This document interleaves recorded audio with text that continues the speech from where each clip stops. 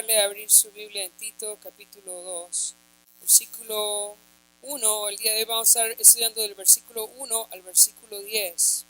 Y en este párrafo, el apóstol Pablo está tratando de describir cómo debe ser la conducta de los hermanos de la iglesia en sus diferentes etapas en su vida. Así que le va a hablar a los mayores y le va a hablar a los adultos jóvenes también, a los líderes, y le va a explicar cómo deben conducirse, cómo deben comportarse. Versículo 1 dice, pero tú habla lo que está de acuerdo con la sana doctrina. Ahí hay un contraste, porque en la semana pasada estuvimos meditando acerca de cómo eran los falsos maestros, eran rebeldes, ¿verdad? Decía contumaces era la palabra, rebeldes, personas que hablaban vanidades. Y entra en el capítulo 2, versículo 1, diciéndole a Tito, pero tú habla lo que está de acuerdo es la idea, lo que calza, lo que es a la medida de la buena doctrina, todo lo que enseñes que vaya conforme con la sana doctrina. Hay muchas iglesias que presumen tener sana doctrina y dicen, nosotros somos una iglesia de sana doctrina, y qué bonito se oye, ¿verdad? Sin embargo, la sana doctrina siempre debe estar acompañada de una conducta santa. Si una iglesia presume que tiene sana doctrina, es porque se espera que sus miembros están viviendo de una forma que glorifica el nombre de Cristo. La buena doctrina siempre nos lleva a una buena conducta. Así que es imposible decir que uno tiene una buena doctrina cuando tiene una mala conducta. Ambas cosas deben ir de la mano. La buena doctrina con la buena conducta. En esa noche quiero que sepan que el Señor no está tan interesado con el tamaño de una iglesia, pero sí está interesado por la conducta de su iglesia. El Señor no está tan interesado en cuántos miembros tiene una iglesia, pero sí cómo es la conducta de los miembros de la iglesia. Y por eso el tema que vamos a estar estudiando hoy es muy, muy importante, porque nos explica cuál es la conducta que Dios espera de los miembros de su iglesia. Por otro lado, cuando una iglesia vive de esta manera que vamos a estudiar hoy, está aplicando la mejor estrategia de crecimiento. Una iglesia puede crecer porque tiene buenas redes sociales, o porque tiene buena música, ¿verdad? O porque tiene un pastor que es muy gracioso, ¿verdad? Por muchas razones. Pero si uno piensa en una estrategia de crecimiento saludable, es cuando la iglesia tiene un buen testimonio, tiene una buena conducta. Eso ayuda a la iglesia a crecer de manera saludable.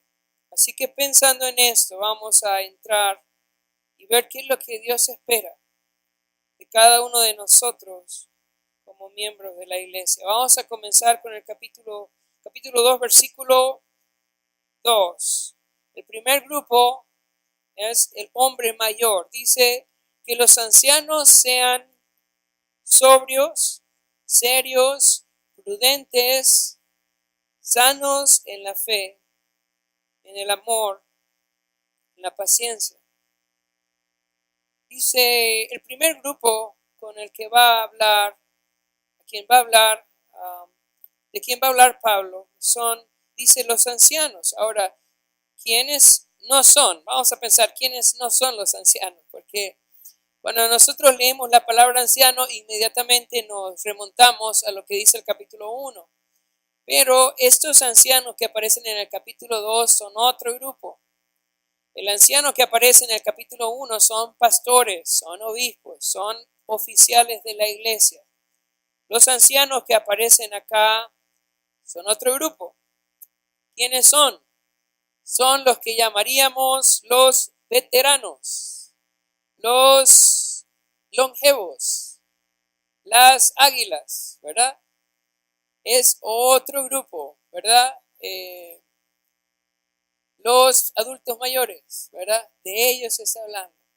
Está hablando de las personas que están, nosotros llamaríamos en su tercera edad. Y comienza con ellos, hablándole a ellos.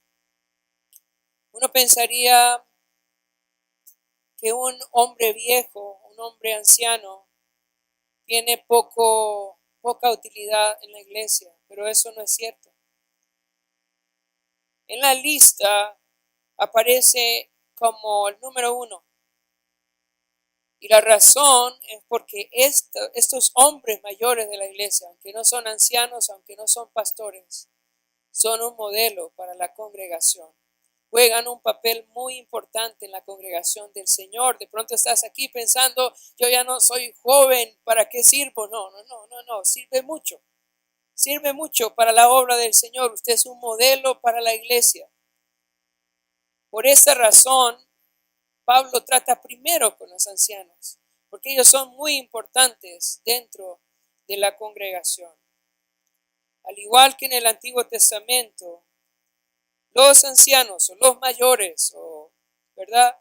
Los viejos en la congregación deben ser respetados, tenidos en alta estima. En Levítico capítulo 19, versículo 32, hay un mandamiento que el Señor le da a su pueblo acerca del trato que debe tener hacia los ancianos, a los que tienen canas, ¿verdad? A algunos les sale pronto, a algunos les sale después, ¿verdad? Pero de ese grupo está hablando. Levítico 19, 32. Dice, delante de las canas te levantarás y honrarás el rostro del anciano. Y escucha, y de tu Dios tendrás temor, yo Jehová. Está diciendo que cuando yo honro al anciano, cuando yo me pongo de pie delante del anciano como en señal de reverencia, yo estoy temiendo ¿a quién? Al Señor. Al Señor. Y eso era en el pueblo de Israel y sabes, en la iglesia no es diferente, es igual. Nosotros necesitamos tener en alta estima a las personas mayores en nuestra congregación. Ellos son una bendición para la iglesia. Hay muchas iglesias que quieren estar llenas de jóvenes y tienen música y todo el programa es hecho para los jóvenes y eso no está bien. Tenemos que venerar, honrar a las personas mayores de la congregación. Ahora, estas personas mayores, para ser usados por el Señor como modelos, también necesitan cumplir algunas características, que es las que el Señor demanda en este capítulo que estamos viendo. Entonces vamos a volver a Tito, capítulo 2, versículo 2, y vamos a ver qué es lo que el Señor demanda de los ancianos en la iglesia, de los mayores.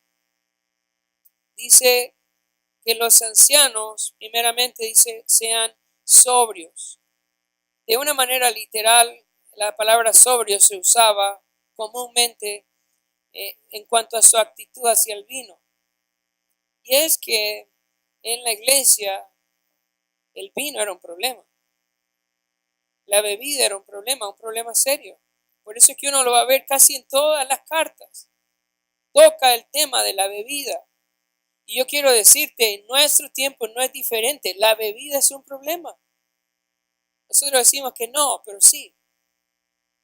Y por eso el Señor le dice a los ancianos, a los viejos, no crean que porque están viejos tienen permiso de beber. No, tienen que ser sobrios. Deben ser sobrios. En un sentido directo está hablando del alcohol, pero también en un sentido más amplio está hablando de cada cosa de la vida. Que no se dejen atrapar por el pecado, que sean sobrios. La segunda característica que le pide a los ancianos para que puedan ser un modelo como ancianos, como mayores en la congregación, es que sean serios. Escucha esto, que sean serios. No sé si por aceptación o por qué razón, Pero muchos hombres mayores tienden a ser charlatanes, personas como dicen chabacanes. ¿Sabe? Eso no queda bien en una persona mayor cristiana. Y no se trata de que vamos a ser aburridos. Yo creo que hay muchas cosas lindas que una persona mayor puede contar, pero algo que no puede permitirse es el no ser serio. Contar chistes de doble sentido, eso no es para una persona mayor cristiana, ni para un joven cristiano tampoco, ¿verdad? Hacer burlas o bromas homosexuales, eso no es correcto para una persona mayor en la congregación. El hombre mayor debe ser serio. La idea es respetable, que se dé a respetar con sus palabras, con sus acciones. La siguiente, que sea prudente. Y esta característica la vamos a ver repetidamente en ese pasaje. Prudente, la idea que es sensato, que piensa, que no toma decisiones alocadas. Luego dice, versículo 2, sanos en la fe. Esta palabra sano significa fuerte. Alguien que es fuerte. En inglés dice sound, como fuerte, ¿verdad? Es la fe. Alguien que estudia la palabra de Dios, que conoce la palabra de Dios. Dice sanos en la fe. Luego dice en el amor. El adulto mayor en la iglesia debe ser una persona amorosa. Escucha esto, amorosa.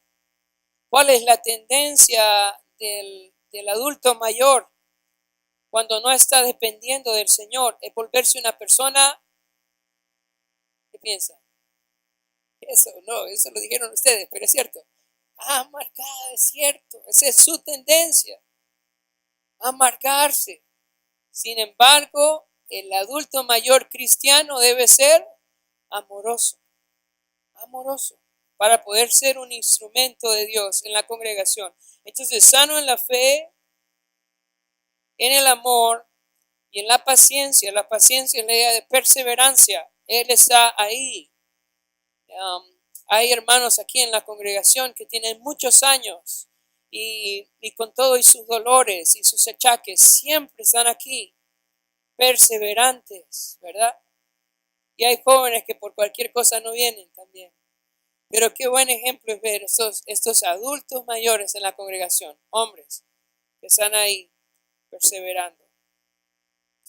El siguiente grupo que aparece ahora es la mujer mayor. Nuevamente no está hablando de oficiales de la iglesia, está hablando de las señoras mayores.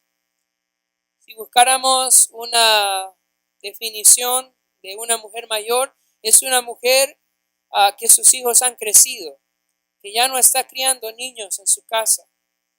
Esa etapa ya pasó, ¿verdad? Ella es una mujer mayor. Siento, no sé si se sintió mal por eso, pero yo realmente lo saqué de aquí.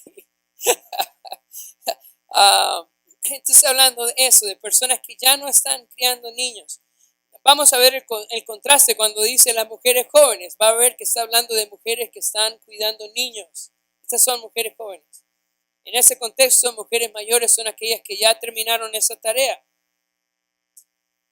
No voy a pedir que levante la mano, ¿verdad? ¿Cuántas mujeres así hay hoy? Pero vamos a ver qué es lo que el Señor dice. A las ancianas dice, asimismo sean reverentes. La palabra reverente es la misma palabra que se usaba para describir la conducta de los sacerdotes. Es la idea de una persona que camina con el temor del Señor. Así debe ser. Las ancianas deben ser reverentes, como si fueran, como la conducta que tenía el sacerdote en el Antiguo Testamento cuando se presentaba delante de Dios, con toda reverencia. Así se dice que debe ser su conducta, reverente. Luego dice, reverentes en su porte, no calumniadoras, no calumniadoras. La idea es que cuida su lengua de no hablar cosas que destruyan a otros, calumnias, ¿verdad? Yo creo que todos tenemos problemas con la lengua, todos tenemos una lengua que es difícil de controlar, pero por alguna razón el Señor les dice a las señoras, ¿verdad? Tengan cuidado con esa parte, que no sean calumniadoras. Luego vuelve a tocar la parte del vino y dice, no esclavas del vino. Como ven, esto era un problema en la iglesia. De pronto usted puede pensar, yo soy una señora mayor, yo puedo tomarme, ¿verdad?, lo que yo quiera. Sin embargo, usted es ejemplo en su casa también, ¿verdad? Y si usted se toma una, no se asuste si su hijo se toma la botella, ¿verdad? Porque eso es lo que usualmente sucede. Por eso está tan tajante, no sea esclava del vino, sino maestra del bien, maestra del bien. Ella tiene una labor de enseñar. Ahora, su labor de enseñar no es en el púlpito. La Biblia dice que la mujer no debe enseñar al hombre, a la congregación. Sin embargo, no significa que la mujer no puede enseñarle a nadie. En los siguientes pasajes vamos a ver dónde la mujer mayor debe enseñar. Vamos a leer versículo 4 y versículo 5. Dice que enseñen a las mujeres, enseñen a las mujeres jóvenes a amar a sus maridos y a sus hijos, y a ser prudentes, castas, cuidadosas de su casa, buenas, sujetas a sus maridos, para que la palabra de Dios no sea blasfemada. Entonces, maestras del bien, ¿a quién? A las mujeres más jóvenes. Ahora vamos a pensar un poco en estas mujeres jóvenes. ¿Quiénes son estas mujeres jóvenes que aparecen acá? Son personas que están, ¿verdad?, en esa etapa de crear hijos. Ellas son las mujeres jóvenes de la iglesia en ese contexto. ¿Y qué cosas deben de aprender? Dicen en el versículo 4, deben aprender a amar a sus maridos y a sus hijos. Es el trabajo de las mujeres mayores de la iglesia, enseñar a las mujeres jóvenes a amar a sus esposos y amar a sus hijos. Esa es su labor, ese es su trabajo. Yo creo que Satanás ha sembrado una división entre las mujeres jóvenes y las mujeres mayores. Sin embargo, si nosotros queremos ser una iglesia de buena doctrina y de buena conducta, necesitamos romper esas barreras. Es necesario que las mujeres jóvenes estén cerca de las mujeres mayores y que las mujeres mayores enseñen a las mujeres jóvenes. Que las mujeres mayores de la iglesia realmente tomen la responsabilidad de enseñar a las mujeres jóvenes. Y por otro lado, que las mujeres jóvenes de la iglesia tengan la humildad de aprender de las mujeres mayores de la iglesia. Esta es la conducta bíblica, esta es la forma en cómo Dios quiere que su iglesia sea. A veces las mujeres mayores quieren estar solo con las mujeres mayores y las mujeres jóvenes quieren estar con las mujeres jóvenes aparte, pero el plan de Dios es diferente. El plan de Dios es que las mujeres mayores enseñen a las mujeres más jóvenes. Ahora, ¿qué les van a enseñar? Lo que les van a enseñar es todo lo contrario a lo que el mundo enseña. Lo que le van a enseñar las mujeres mayores es todo lo contrario a lo que el feminismo hoy en día enseña. Todo lo contrario a lo que la liberación femenina enseña. ¿Qué es lo que la mujer mayor debe enseñar entonces? A la mujer joven, que ame a su marido. ¿Qué escuchamos hoy en día? Que no ocupa marido, ¿verdad? Que puede sola, que no necesita, ¿verdad? Sin embargo, esa es la voz de Satanás. Algo que la mujer joven necesita es ánimo. Ánimo. ¿Ánimo para qué? Para que ame a su marido. Porque su marido es imperfecto. Porque sin duda muchas veces van a tener ganas de irse o de que el Señor se lleve a su marido. Pero ahí es donde viene la mujer mayor y le dice, niña, ánimo. Yo he aguantado 40 años. Tú puedes también. Tú puedes también. Entonces, ¿qué debe enseñarle? Amar a su esposo.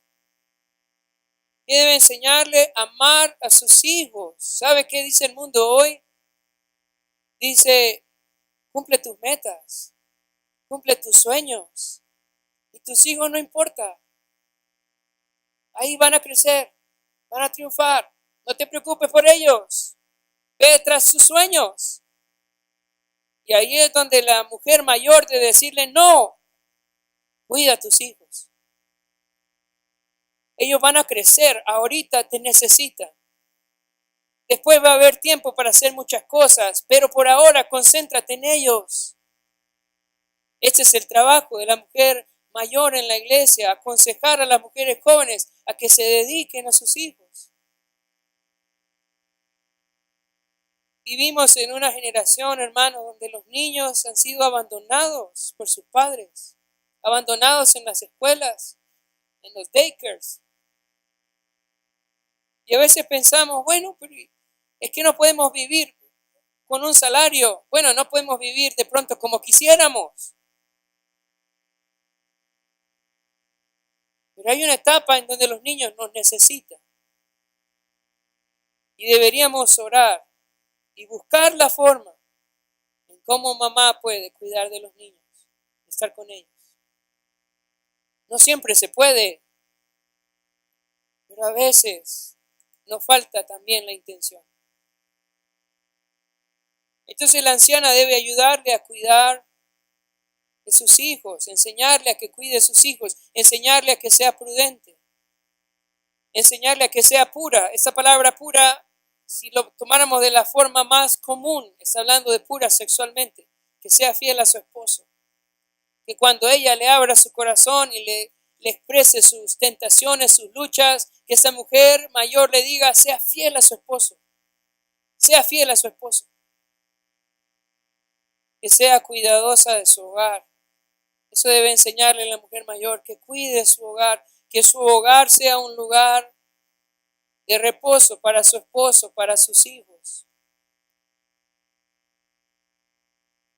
Que sea bondadosa. Esta palabra de bondad también tiene que ver con tratar bien, que pueda tratar bien. La idea es que sea una persona apacible en el trato con su esposo, con sus hijos. Yo sé que estar en la casa desespera, ¿verdad? Y a veces, bueno, yo soy esposo, yo entiendo, ¿verdad? Entonces, ¿qué hace la mujer mayor? Le ayuda, no, mira, calmate, tranquilízate, trata de ser amable. Eso hace la mujer mayor. Le ayuda a la joven, tranquila, sea amable. Eso le enseña.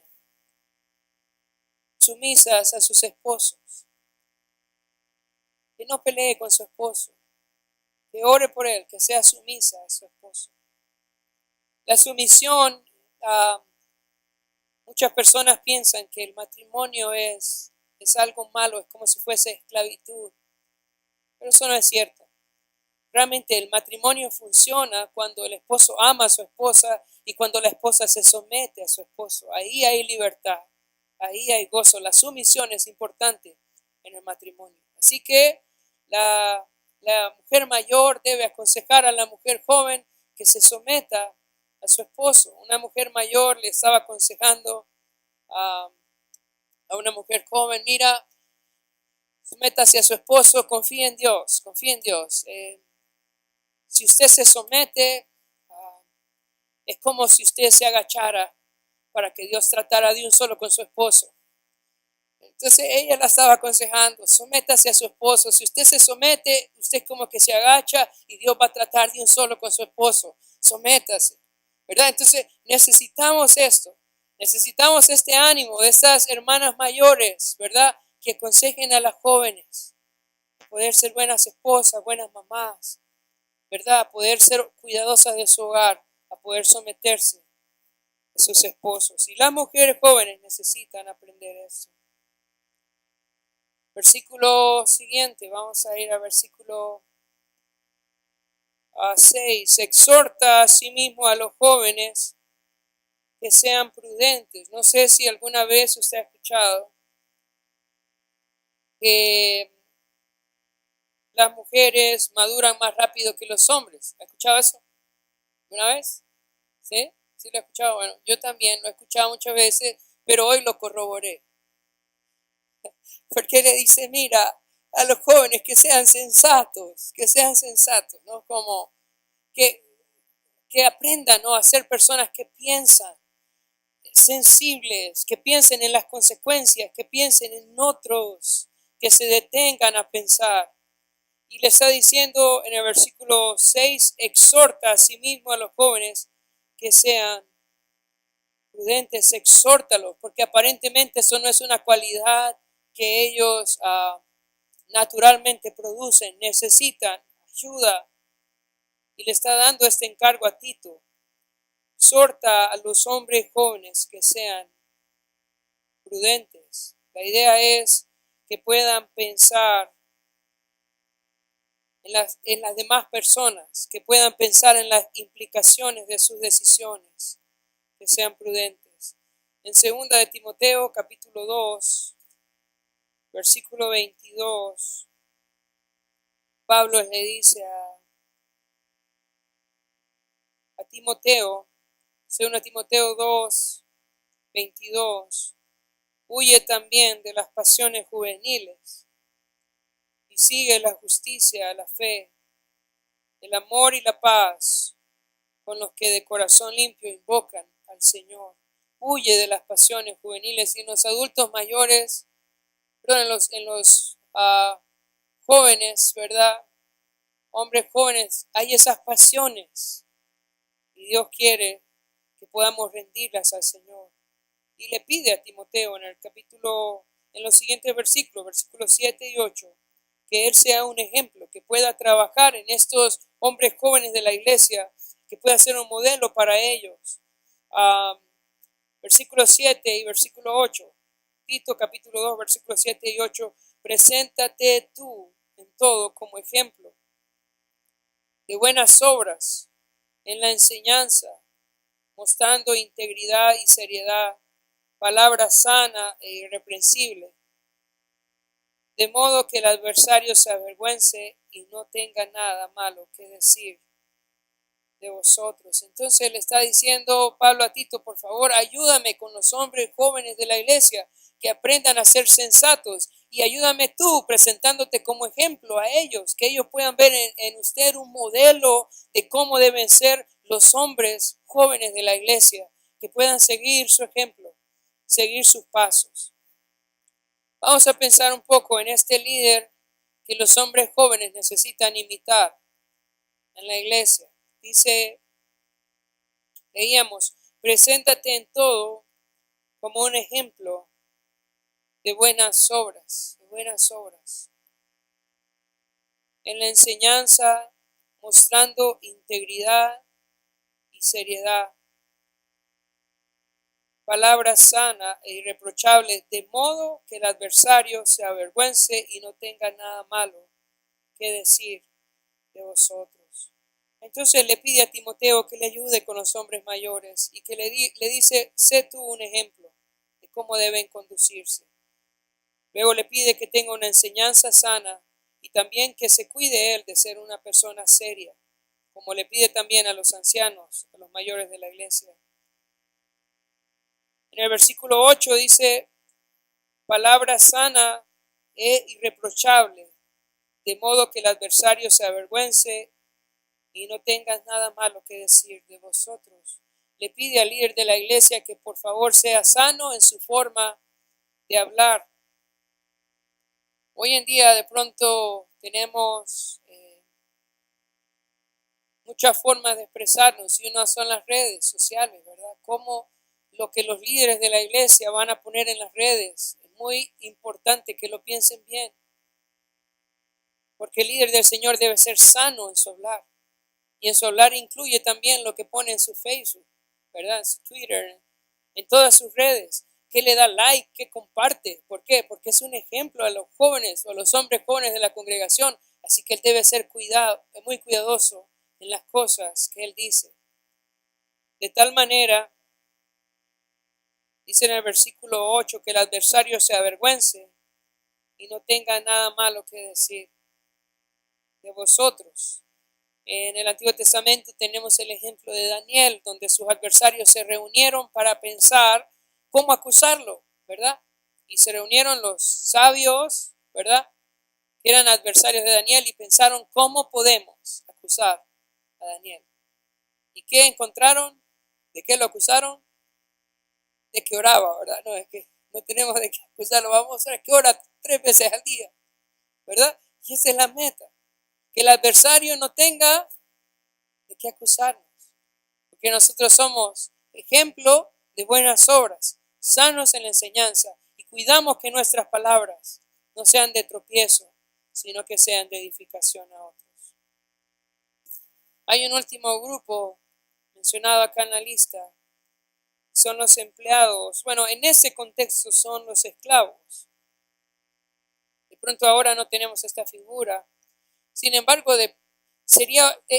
vamos a verlo un momento en el contexto de la esclavitud. Un esclavo no tenía derechos, ¿verdad? Un esclavo no tenía forma de ser libre. Mira cómo el Señor le pide al esclavo que sirva a su amo. Vamos a leer versículo 9 y versículo 10. Exhorta a los siervos que se sujeten a sus amos. Escucha esto. Que agraden en todo. Que no sean respondones. No defraudando, sino mostrándose fieles en todo, para que en todo adornen la doctrina de Dios como nuestro Salvador. Aún siendo esclavo, el Señor le pide al esclavo que sea sujeto a su amo. Y la idea de sujeción es una actitud que sea sujeto a su amo. La sujeción es no permitir rebeldía ni orgullo en mi vida. Esa es la idea de sujeción. Es una actitud. Creo que a veces no entendemos bien la idea de sujeción, pero la sujeción está en todo, no solo en el matrimonio, está en el trabajo, está en el gobierno, está en cada área de nuestra vida. Hay alguien a quien Dios ha puesto como autoridad, a quien nosotros debemos sujetarnos. Ahora, es importante que entendamos la sujeción. Voy a tratar de darte un principio en cuanto a la sujeción. La sujeción debe ser absoluta, pero la obediencia es relativa. Y voy a decirlo otra vez. La sujeción es absoluta, pero la obediencia es relativa. ¿Qué estamos diciendo? Estamos diciendo que uno debe siempre respetar a sus autoridades, que uno no debe tener un espíritu de murmuración y rebeldía nunca contra sus autoridades. Pero la obediencia es relativa. ¿Relativa a qué? Relativa a lo que la Biblia enseña. Cuando la autoridad demanda hacer algo que la Biblia claramente manda que no hagamos, yo debo obedecer siempre en una actitud siempre de sujeción, de humildad, de respeto. Entonces necesitamos ser sujetos siempre, pero la obediencia siempre es relativa a lo que la Biblia dice. Lo que la Biblia dice va por sobre todo, porque primero debemos agradar a Dios antes que a los hombres. Entonces le dice a los siervos que se sujeten a sus amos. Y luego les dice también en el versículo 9 que agraden en todo. La idea es que quieran agradarlos. Eso en el mundo se ve mal, ¿verdad? Cuando una persona quiere agradar a su A su jefe, ¿cómo le dice? ¿Verdad? El arrastrado, ¿verdad?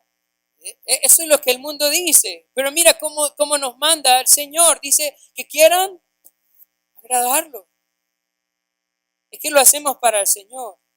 Hacemos las cosas para el Señor. Y por eso queremos agradar a nuestro jefe. No para que nos suba el sueldo, ¿verdad? No para que nos suba de posición. Queremos agradar al Señor porque queremos adornar la doctrina de Cristo. Eso es lo que dice el pasaje. Entonces debe haber en nosotros un deseo de agradar a nuestros superiores, a nuestros jefes. ¿Por qué? Para que la doctrina del Señor sea adornada, dice el pasaje. Dice versículo 9, exhorta a los siervos a que se sujeten a sus amos, que agraden en todo, que no sean respondones. Dice, no defraudando, la idea de no robando. No robando. O sea que en el trabajo, hermanos, usted debe ser el más honrado de todos. ¿Y qué significa eso? Que si usted sale a las 5, se va a las 5 y no a las 4:50. ¿Verdad? Que somos honrados, que no nos vamos a llevar un lápiz, ¿verdad? De la oficina para la casa. Que no nos vamos a llevar papel de la oficina para la casa. Que somos honrados. Así debemos ser en el trabajo todos los cristianos. ¿Verdad? No ladrón. Y dice versículo 10 al final, no defraudando, sino mostrándose fieles en todo, o sea, confiables. Alguien a quien el dueño del negocio les puede dejar las llaves porque sabe que usted no se va a robar nada. Así debe ser el cristiano en su trabajo. Y cuando hacemos eso, cuando vivimos de esta manera, vamos a encontrar los siguientes beneficios rápidamente. En el versículo 5 al final, dice, a ser prudentes, castas cuidadosas de su casa, buenas sujetas a sus maridos, para que la palabra de Dios no sea blasfemada. Si nosotros vivimos así, la palabra del Señor no va a ser blasfemada. Versículo 6, versículo sería 8. Dice, palabra sana, irreprensible, de modo que el adversario se avergüence y no tenga nada malo que decir. Y en el versículo 10, que leímos, al final, para que en todo adornen la doctrina de Dios nuestro Salvador. Para pensar, terminando, una iglesia de buena doctrina debe tener una buena conducta. Y yo les pregunto, hermanos, ¿somos nosotros una iglesia de buena doctrina? Piénselo. Ay, amén. Pero piénselo. ¿Somos nosotros una iglesia de buena doctrina? Porque si somos una iglesia de buena doctrina, entonces debemos tener buena conducta. Dios se ha interesado tanto en su conocimiento doctrinal como en su vida práctica. Él quiere que le conozca a través de la Escritura, pero quiere que obedezca también. Es necesario ambas cosas en nuestra vida. No solo conocimiento, requiere una vida práctica que le honre. La mejor forma de adornar la doctrina de Cristo es viviendo conforme a la palabra de Dios. Cuando yo obedezco al Señor, yo estoy dando gloria a la doctrina de Cristo. Estoy diciendo esto es verdad, este mensaje es verdadero. Entonces, hermanos, esforcémonos para que nuestra vida adorne la doctrina de Cristo. Vamos a orar.